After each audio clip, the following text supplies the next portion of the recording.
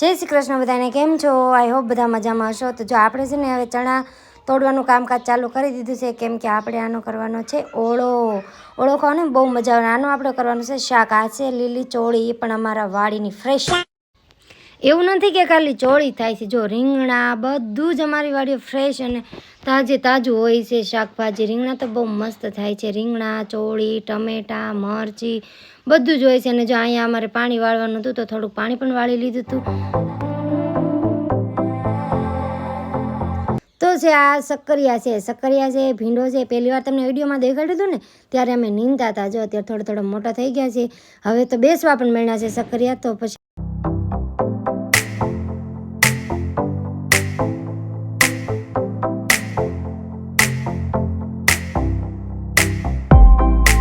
આ અમારો ચાડિયો, આ પણ તમને પહેલાં દેખાડ્યો હતો। અને આ અમે હળગાવ્યા છે હાંઠિયું, જે પહેલાં વીણી વીણીને અમે શેઢે નાખી। પછી પ્રકાશ કે મારે મૂળા લેવા, તો જો એ મળ્યા મૂળા ધોવા। અને પછી અમે એને ઘરે લઈ જવાના હતા, તો પછી કાંઈ વાંધો નહીં, કીધું હાલો ધોઈને હવે ઉપડવી।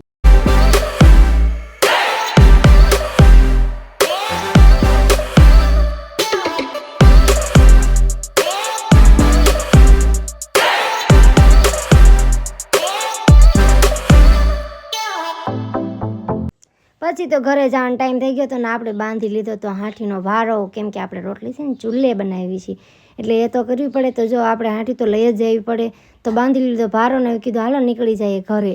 હાંઠીનો ભારો લઈને બેહવાનું બહુ કમ્ફર્ટેબલ થતું નહોતું, પણ તોય લઈ તો જવો પડે ને। સાસુમાએ બાંધીને રાખ્યો હતો તો કીધું હાલો ઘરે જઈએ છીએ તો લેતા જઈએ।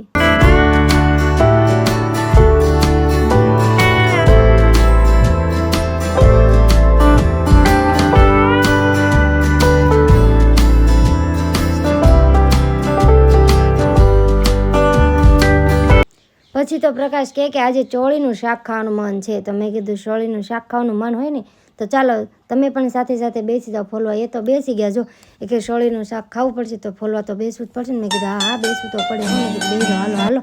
તો એ તો બેસી ગયા, જો કેટલી બધી ચોળી ફોલી પણ નાખી, જો કેટલા બધા દાણા એને ફોલી લીધા। મેં કીધું હારું હારું, હવે જ્યારે ફોલવાનું થાય ત્યારે તમને જ દેવી છે ફોલવા। તો અમે હવે ચોળીનું શાક કરી અને જમી લઈએ। ત્યાં સુધી તમે લાઈક, શેર અને સબસ્ક્રાઈબ કરી લેજો। Bye bye.